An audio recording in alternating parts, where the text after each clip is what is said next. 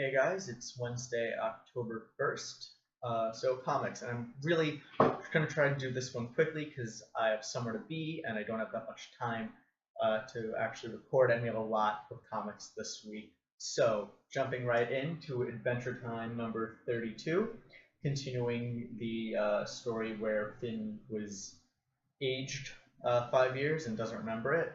We discover initially, well, first, that it wasn't like aged, it was, he just forgot. Like, it wasn't super advanced age, it was that he just forgot the last 5 years of his life due to the thing. And, yeah, basically this issue is filling both Finn and us as the audience in, and it's, kind of what we've come to expect from the Adventure Time comic. I mean, it's nice and colorful. It's funny even for, older audiences. But, still good for younger audiences too. But, just as an Adventure Time fan, I enjoy this style of humor. And you have great gags like the armory, just full of different arms. I like it anyway. And everyone else is aged 5 years. You have this bit where you have the comic inside the comic to explain kind of what's going on, which is, I think, is kind of neat. Comic inside of a comic. And yeah, then they run into the thing again, and then the end of the book, basically. It's a fast read. And the backup story doesn't really, not much happening yet. These are always kind of short though anyway. But I like the style in this one too. Kind of, I don't know, a bit looser, I guess. It's hard to describe because the Adventure Time art's already pretty loose. But I don't know, I like it. So there you go. If you're not reading Adventure Time, if you're a fan of Adventure Time, fix that. Read Adventure Time. It's just as good as the show. Moving on, completely different tone to Moon Knight, number 8. And I'm really liking how this book is kind of continuing its theme of kind of playing with the comic medium a lot more than a lot of these other books do. So in the past, we've had books that are completely silent or almost completely silent, where the panels are slowly disappearing. And this one, each panel is a view from a camera, and then each character's dialogue is in a different color. And as the story goes on, Moon Knight switches personalities. But as you can see, every panel is just a different view from a camera. And then in the beginning, you have kind of a phone camera here. It's an android, as you can tell from the kind of the top. I like how you can tell like it's an android from the details. That's like just really good art over there. And then you have the news stations and everything. But it's basically a heist that's happening in World Trade Center 1, and Moon Knight is sent in to stop it. And you're getting all these different camera views of everything happening, and it's just so good. I mean, I was kind of scared when Warren Ellis left the book, but Brian Wood's doing a great job kind of picking up right where he left off. Again, one of my favorite books coming out right now, so pick it up if you haven't already. Jumping to Silver Surfer number 4, number 6. We're on 6 already. Wow. Kind of the first new arc. I mean, so far 6, we're 3 arcs in already, so they've all been pretty short, but this is kind of a one-shot since the end of the last one, and it's pretty nice. You still get that kind of traveling companion feel. Allred's art is still just really colorful and nice and cartoony, and I like it a lot. And basically this story concerns kind of the traveling pains, and you see it a lot on the spread I just sent you. Dawn is, I'm hungry, I have to go to the bathroom, because, she's human and she has to eat and go to the bathroom. And the Silver Surfer is just kind of annoyed by all of this. But then the main plot kicks in when we visit this planet, where everyone has to be perfect at something. Everyone is the number one of whatever they do, and they're the only one who does that thing, for the most part. And they have this silly kind of comical adventure, comical fight where Silver Surfer fights Warrior number 1, who's the most perfect warrior on this planet. And Dawn ends up saving the day in a kind of Doctor Who-y, not quite, not combat-oriented fashion. So I'm really liking this book, just as a fan of Doctor Who, as a fan of Mike Allred and Dan Slott. I'm really liking this one so far. This was a good one shot. I recommend it if you're still kind of on the fence. It's you know, $4 investment. It's a pretty good one shot, pretty good story. You get a good feel for all the characters. We've kind of exited past that kind of first issue growing pains, or first couple arc growing pains, where all the characters are really coming into their own, and are getting a nice feel for who they're supposed to be. And it ends on a kind of a sentimental note, which is nice. So yeah, like I said, I'm liking it so far. Really colorful, really cartoony, really kind of Doctor Who-y. Not so much a superhero comic yet, but you know, I'm enjoying that. Not everything has to be a superhero comic, even if it has a superhero in it.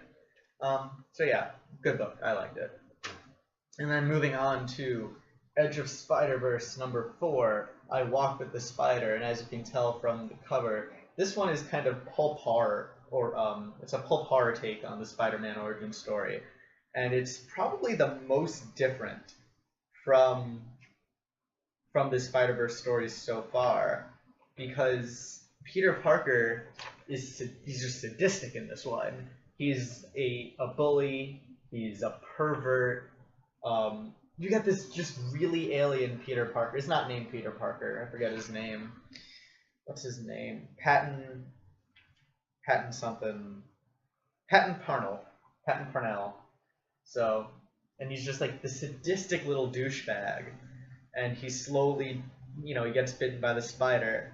And he slowly turns into like a horror movie monster. And it's really fun to read because it is really pulpy and it is this different take on Spider-Man. That's completely unscripted. Like, there's no pretense of, except for a guy got bit by a radioactive spider and gets spider-like powers. There's nothing to do. There's none of that spirit.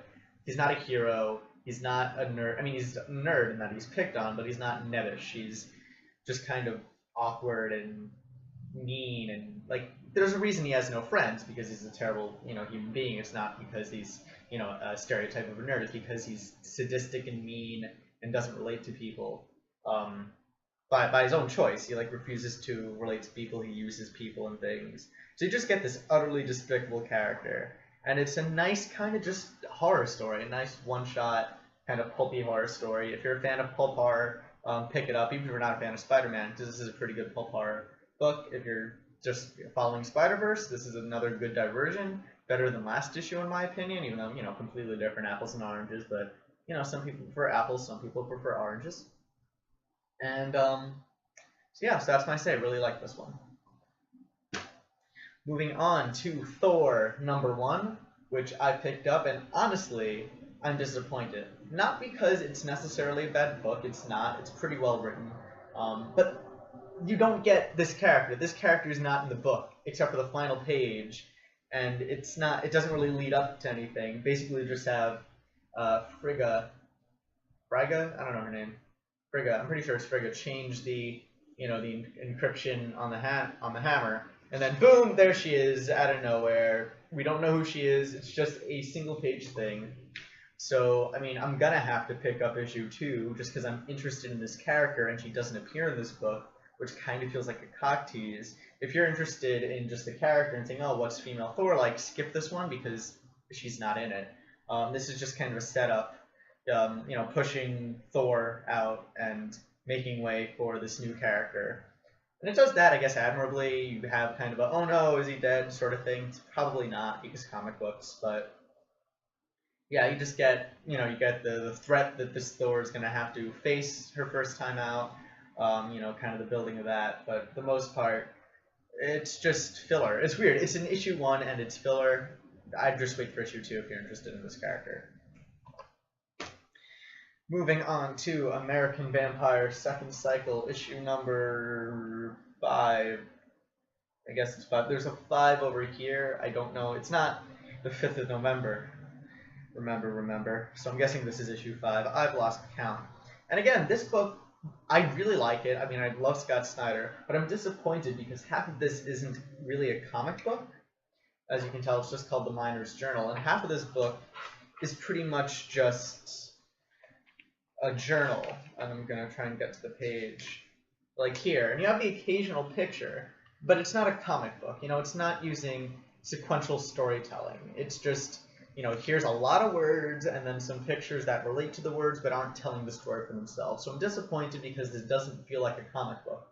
Again, it is very well written. This is expanding the story so far of American Vampire, where you're kind of getting just how old the Great Trader, I think his name is, it's been a while, the Great Trader is. You're getting, you know, kind of a better feel of his history and how far back he goes. You get this nice, just kind of encapsulated, you know, fully realized horror story. Again, like this Spider-Man, but less pulpy. This is more like actual horror, or I guess just horror that we call horror. Pulp horror is horror too, but this is more kind of, I don't know, spooky horror, psychological, I guess. So again, really well written. It's a really good horror. It'll, you know, make you shudder maybe. The end is a nice wrap up to the story, but you know, and it's very well written. Like, I would recommend this, like, wholeheartedly, but it's not a comic. At least half of it isn't a comic book, so I mean, it's just more nitpicking. It's well written. If it were just a book, I would recommend it, but you know, and the parts that are comics is, you know, it's still good, you know, comic, but I don't know. Just one of those things bothers me for some inexplicable reason. Moving on to Batman 66, issue 5 of 6. We're nearing the end here. And I'm just kind of continuing the story. At this point, you know, it's not much to say. It still retains that feel. I'm pretty sure this is already done in digital. Like, they've already finished the story. But yeah, I mean, it's just kind of continuing what we've come to expect. There's nothing new here. The story doesn't really have any twists. But we're reaching that final point. Batman and Hornet are finally kind of really teaming up for real. Yeah, I mean, if you're following this already, more of the same. If not, I wouldn't start here. Green Arrow 35, new creative team. I'm pretty sure this is actually some of the people who work on the show, Arrow, which I couldn't get past like the first 2 episodes. I just found it awfully awful. I hear it gets better into season 2, but I don't know. Maybe I'll watch it if enough people yell at me to do so, but not a big fan of the show, or at least what I've seen of it. So far, comic is better. I mean, it's more colorful. You're allowed to do more. That's my phone. You're allowed to do more with comics, I guess. So maybe that's their strong suit, but still not really liking it. Just they have this a big part of this book right now is that Oliver Queen has a meeting with Bruce Wayne and Lex Luthor, and I'm not sure if he knows that they're Batman, if he knows that Bruce is Batman yet. And you have like this page which strongly hints that it does, but he doesn't really bring it up otherwise through the meeting. I mean, Luthor already knows that Bruce is Batman if you're following the other books, so it's hard to tell if Bruce knows that Oliver's Green Arrow. I mean, it's just, I don't know. I mean, I've been on and off with Green Arrow pretty much since issue 1 of the New 52. And I think I'm about to start another off period, just because, I don't know, not that interesting. It doesn't have the same feel at all, and you can tell just by like the colors. It's a completely different feel from the previous Green Arrow creative team, and in my opinion, it's just not as good. There's really nothing here that grabs me. So yeah, that's that. Moving on to issue 3 of Grayson. And I enjoyed this a lot more than I did Green Arrow. You know, you still have kind of, I wouldn't call it, I don't know, growing pains. I'm still kind of getting used to this idea of Dick Grayson as secret agent. Basically, Dick Grayson is James Bond. But it is done very well. There is this nice transition you get through the character, and this is a very interesting story. Basically, Dick is hunting this assassin who... His guns are his eyes. So you start with this kind of, I just mentioned James Bond, you kind of start with the James Bond kind of intro, you know, looking down the barrel. But it turns out this guy has his optic nerve wired into his gun, so he's literally looking through his barrel to see. And it's basically, it's a gun issue, it's a Batman or Batman Family Gun issue. So you basically have Dick Grayson, who's now the spy, who's now using guns, and he's trying still to not use like guns as a lethal weapon, which is pretty interesting because he's forced to. He has to act quickly. He's a spy. There's these huge stakes on the table now, but he still doesn't want to kill. And I'm really enjoying this book because it still finds a way to be funny, even though it's kind of taking this more, I don't know, dramatic subject matter. It's like right here, you have gun at the shooting range, and this other agent's getting really close to him, and you have him. I can't camera right now, and so I don't know, lights being weird. Okay, there we go. By the way, my name's not what is it? Yeah, that's not my name. My name is, and then flip the page, next issue, Dick, and they're having sex, and I don't know. I found that really neat. I thought that was funny. Again, lots of James Bond comparisons.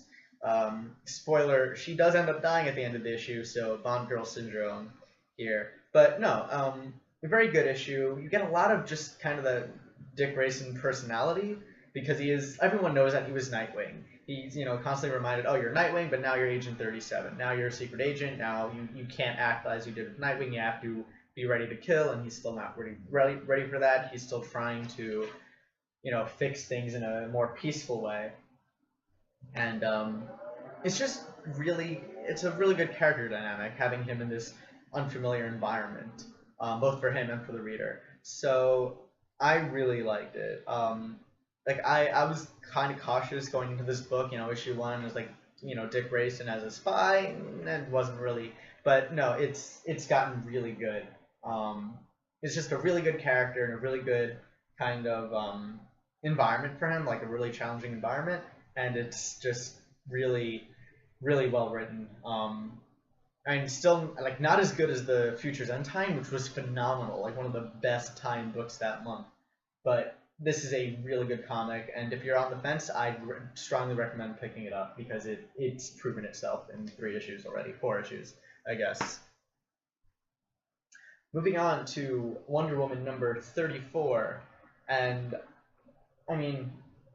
basically what I'm feeling about this book in a nutshell is I'm really enjoying it, but it feels like they're stretching it out at this point, and I don't know, it's still really good, but I feel like every issue at this point should be the last issue. They just keep on building it up, and it's not building up kind of exponentially anymore. Now it's just kind of building up, but very slowly. And it's like when you're at the tip of the roller coaster, I just want to go down, I just want to go down, I just want to, experience the roller coaster, but they're still going really slowly up. And it's good. You really enjoyed the trip up. It's going to be a really good ending, and it's a really good book and a really good series, and all that. But at this point, you just want to fall. You just want that climax and then that falling action. You want it to end, and that's what I'm feeling at this book. It's still really good, but it feels like it's dragging on a little. And I guess that's all there is to say. Otherwise, it's still, Brian Azzarello Wonder Woman. It's still that same book. It's still that same quality. But I know the end's coming up, and I just I'm like every issue is like, is this it? Is this it? Is this? I want to see how it ends. I'm so excited about that. So it's like, bad and good. I'm just so excited. Anyway, moving on. Still in a rush. Batman Superman issue 14. Continuing where we left off, where Batman and Superman are now amnesiac. They lost their memory, trying to adjust now in their new roles, or as their other roles as Batman and Superman. And so in the last issue, as you can tell on the cover, a naked amnesiac Clark Kent, wasn't naked on the cover, but a naked amnesiac Clark Kent met Catwoman in Gotham City. Catwoman was like, oh, you totally don't know who you are anymore, so I'm going to, bend you to my will or whatever and make you do, bad things. They end up running into Wonder Woman. Not Wonder Woman, to Lois Lane. Lois is like, whoa, you're Superman. What are you doing hanging out with Catwoman? And that's kind of what happened in this book. Over here in that story. Meanwhile, you have an amnesiac Bruce Wayne who totally forgot about his parents dying in front of him. So he's totally trauma-free.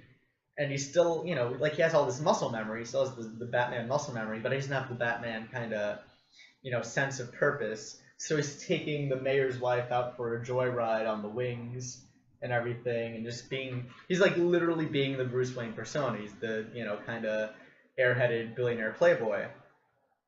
but he's still, you know, Alfred is still like, you gotta be Batman, you gotta do the greater good thing. And he's trying to be Batman, but he's working on muscle memory. He can't remember everything he's learned, you know? He isn't the master tactician or the criminologist or the chemist or the trainer. But he's still trying to be Batman because he knows that's kind of who he is. He's not sure why, and that's a big part of the Batman arc, is why is Bruce Wayne Batman if he's not, you know, if he doesn't remember the trauma of his parents' death, what is he doing this for? And him and Alfred have talked that out, kind of. Meanwhile, you have Superman, who's wondering, why should I be a hero? You know, if I have all these great powers, I can do all sorts of fun things, kind of like Bruce is doing, but obviously in a much kind of more dangerous result should he decide to not be Superman anymore. And so it's an interesting story that they're taking. You know, you're taking these characters who are still physically capable of doing everything they've done before, but without the same emotional drive because they've lost their memory. I'm finding it really interesting. I think it's really well written. I love the art. And yeah, it's just kind of an interesting thought experiment put into comic book form that I'm liking so far, and I would recommend it to you. Pick up the last issue. I think it begins. This arc begins last issue. And if not, just go back, read it. I'm really enjoying it. I can't wait to see how it ends. Moving on to Detective Comics issue number 35, start of a new arc. Not the arc I was expecting, though. Oh, this is a different... I just realized this is a different writer. So that's probably why it isn't the arc I'm expecting. I mean, I'm not sure if the writer if he's taking a break or something, but he set it up to be a Anarchy, return of that character to the New 52. I like Anarchy. I like him in the comics. Not so much the other adaptations because they don't have that same kind of spirit. But the original, this is gonna kill me if I get it wrong. I want to say Chuck Dixon. But it's not, is it? I can't check it right now. Anyway, the original guy who wrote Anarchy wrote him really well. I mean, he basically was an author insert character, because the author was also an anarchist, and he was like really nuanced and everything. And Anarchy was really cool. This isn't Anarchy, so I'll stop talking about Anarchy. This is something completely different. And if you've seen the first episode of The Strain, which is that kind of horror show, Guillermo del Toro, I've only seen the first episode, actually, but it's basically this book. So you have a plane. Basically, it's fall. Gotham's been raining for 3 days. Everything's a mess. And then at the Gotham airport, a plane lands, and everyone aboard it is dead. Well, everyone on board the plane is dead. Batman goes to investigate because, you know, he's Batman. It's kind of his deal. He goes to investigate mysterious things happening. And then, you know, that's basically the meat of this book. Plane crashes, Batman goes, investigates, everyone's dead. He's wondering why, how did this happen? These look like they've been dead for 100 years. But this, you know, flight's only 8 hours long. How did this happen? You have that detective thing going on, Detective Comics. And by the end, you know, this is only part one of an arc, so I don't think I'm spoiling anything. By the end, we find out there's a bioterrorist. He poisoned everyone on the plane. Plane opened. Everyone who's breathing any of the air on the plane is going to die in 8 hours. So there you go. Batman already breathed in the air, of course, so he's on a timer. Gotham City's on a timer before everyone dies. And so that's the setup. And so far, I'm really liking kind of the art style. I like the kind of like broad strokes, kind of blocky. I don't know. I really enjoy it. I know it's a personal thing. But personally, I enjoy it. I hope you do too, because then we have something in common, and I like having stuff in common with people. Because that's the type of guy I am. But still, you know, it still retains a lot of detail. Like, I think I showed the page. Here's like the spread of the page. So it's still very detailed, but it's like very thick, and I don't know. I like it. And so yeah, it's an interesting setup for a comic.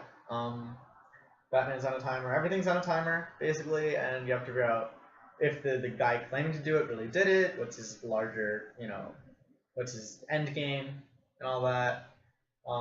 And, you know, Batman. So, cool, pick it up. Moving on. Gosh, there's 16 books today. 16, and I've lost count as to where we are. I'm not going to bother counting because I am on a timer. Also, Justice League 34. What the 30, 35? Oh yeah, Justice League's always like kind of a week or two behind. Anyway, Justice League number 34, and I forgot where we were last book. All I remember is that there isn't much of an arc. I mean, there's still, I don't know. It's just not much anything going on right now. I mean, this is an epilogue. I mean, I guess the arc has just been Luthor joining the Justice League, but there hasn't really been a plot. It's just politics. I don't know. Anywho, this is the conclusion to that, I guess. Also, Power Ring. I don't know. Justice League's been pretty weak, I'll admit, these past few months. And so, as the epilogue, this is Luthor going on a tour of the Justice League, working with all different members who are like, okay, now that you're part of the Justice League, you have to be, you know, altruistic and selfless. You can't be a villain anymore, blah, blah, blah. And meanwhile, you still have Flash up in the tower with Power Ring, trying to control, you know, get the ring under control. And that's all well and good, I guess.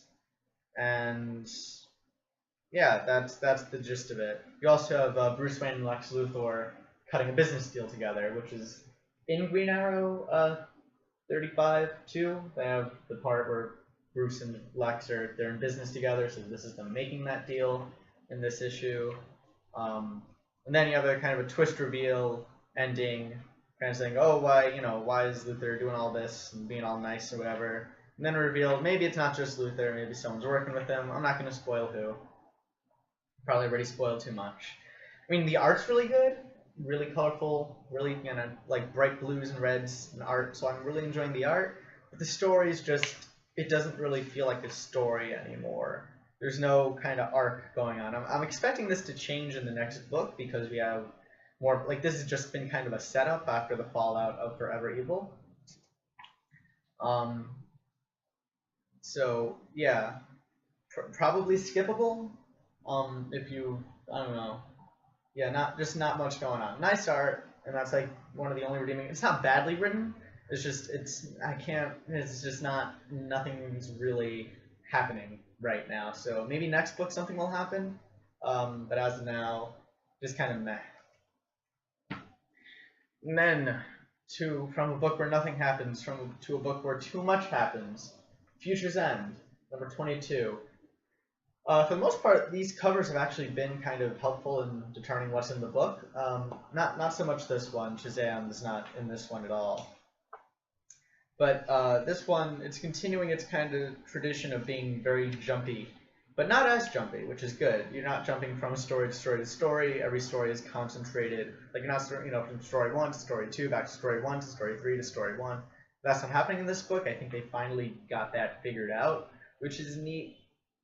So you start with Firestorm, or one half of Firestorm, going back to his lab where his professor is, we have to build this teleportation technology, so it's not just the Justice League who has it anymore.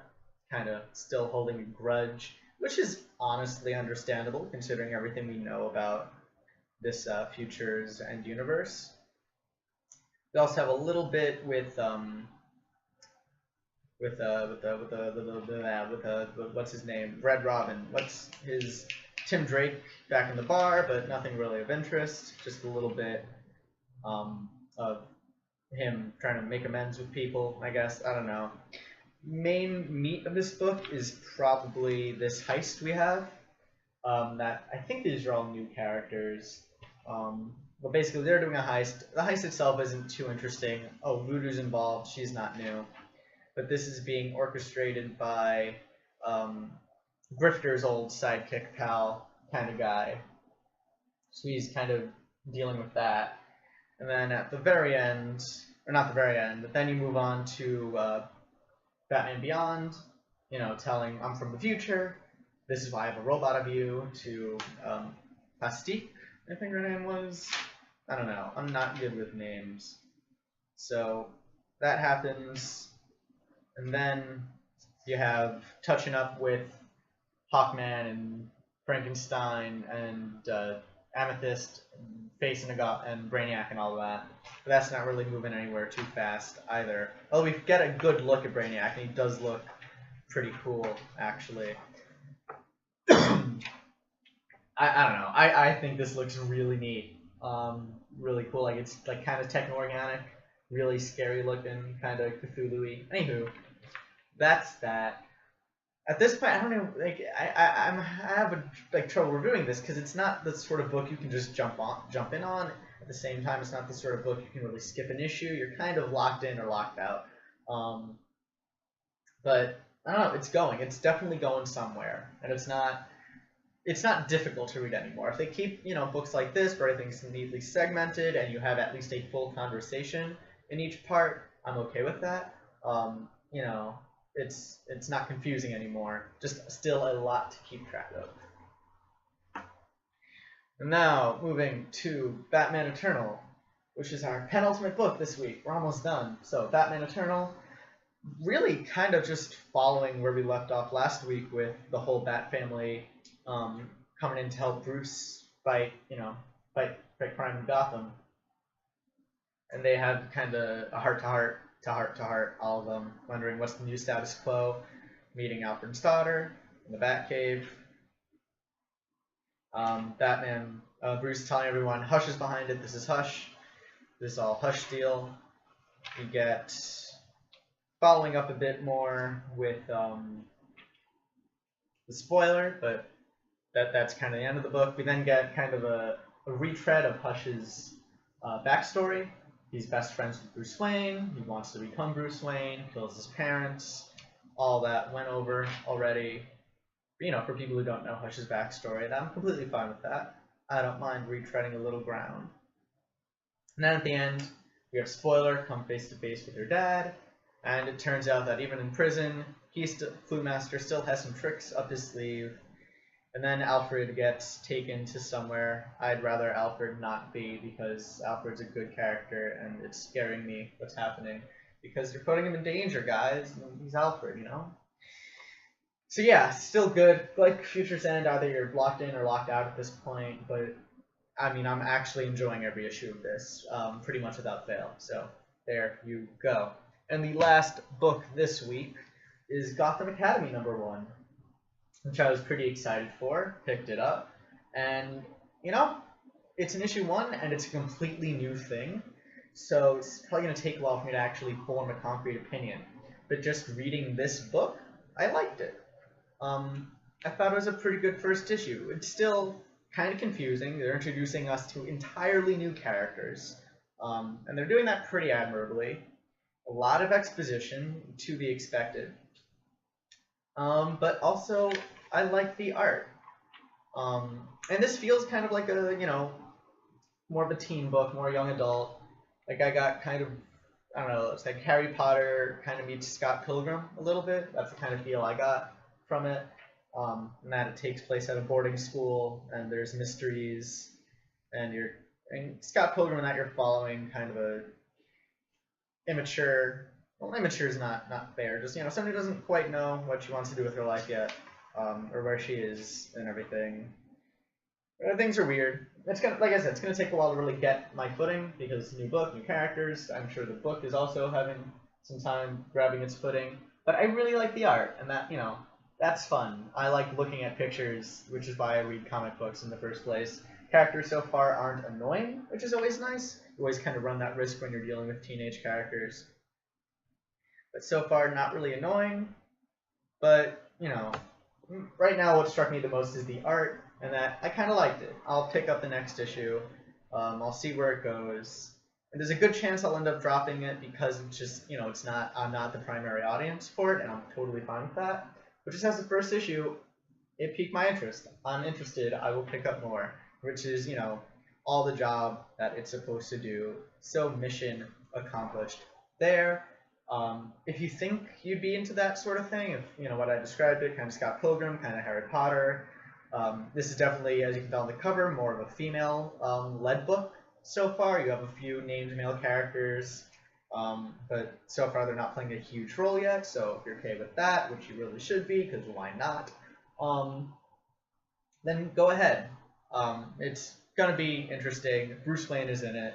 Batman is kind of in it. It's not gonna be centered around Batman, of course. It's gonna be centered around these teenage characters. So if you're cool with that, cool, cool, cool. And that is it for the week. I am off to wait in line at Nintendo World for a couple days for Smash Brothers to come out. Really excited for that, which is why I'm in a rush, because I have to meet my friend in about half an hour there. And that's about that. Thanks for watching. Hope you enjoyed. Hope you'll tune in next week for more comic books. And I already said thank you for watching, but I'll say it again because I really mean it. Thanks for watching.